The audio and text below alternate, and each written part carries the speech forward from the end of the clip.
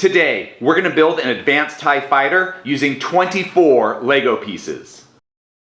These are all the pieces you are going to need. In the description of this video, I left the piece names, count, and design IDs.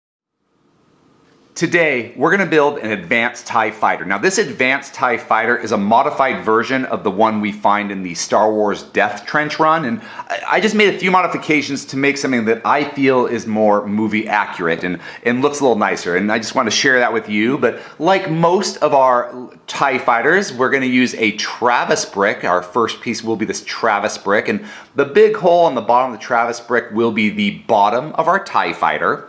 And this makes this the top stud. And on the top stud, I'm going to grab this round tile piece, this 1x1 round tile piece, and just put that right on the top stud to make it look just rounder, like a TIE fighter as opposed to like the square Lego brick.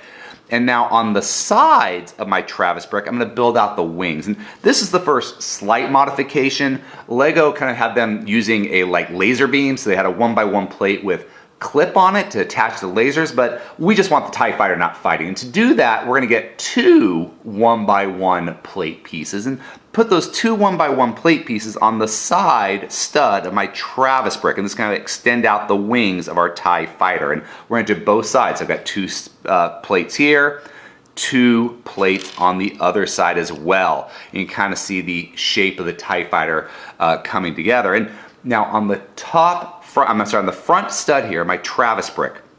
This is one of the things I got the trench run for, was this printed 1x1 translucent clear tile piece with the cockpit printed onto it. It's just an amazing piece, and I really loved it. And I built so much Star Wars stuff, I had to have this piece.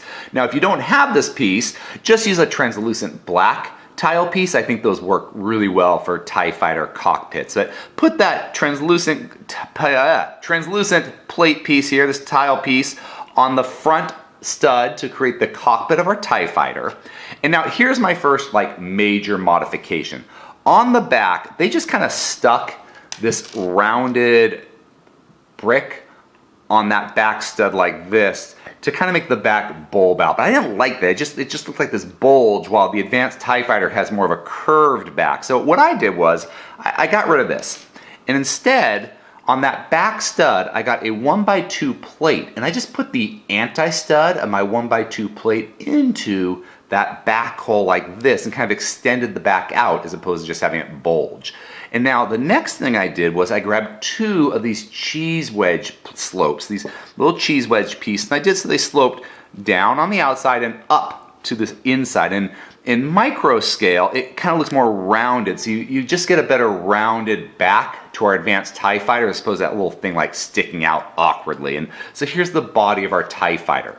Now the next modification I did was with the wings. Now Lego used this 1x3 plate piece in a light bluish gray, and I know why they did it, because if you look at the TIE fighter, there's like that section that doesn't have the solar panels on it. It's a little more gray, but in micro scale and how it's just kind of surrounded by black, it didn't look right. So instead of using gray, I'm using a black 1x3 plate. And on that 1x3 black plate, I love how they created those curved wings. So we're going to do that. What they did was they got three of these 1x2 plates with the slope on the top, with that end slope, and they just put it along the bottom of the 1x3 plate piece like this. And they just did that all the way down along the bottom of the 1x3 plate piece. And we've kind of got one side of our TIE fighter wing. And now on the top studs here, we still have three top studs. We got three of these slope pieces here, these 1x2 slope pieces with that gap.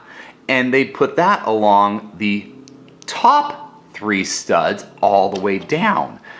And when you do that, you get this great curved look of the advanced TIE fighter's wing. And we've got that very center kind of indent here between the anti-stud and the other slope piece. And we just put that onto the side of our studs, our 1x1 plate studs, to create the TIE fighter wing. And now we do that twice, but I don't want to spend a lot of time building that wing. I want you to start building this yourself. So just once again, you put that wing onto the side stud there, those 1x1 plates, put it in place, and here is an advanced TIE fighter, and what I think is a little more movie accurate. But I hope you enjoyed this video and can start building this advanced TIE on your own. If you enjoyed this video, please subscribe or check out some of our other videos. Until next time, let's keep building together.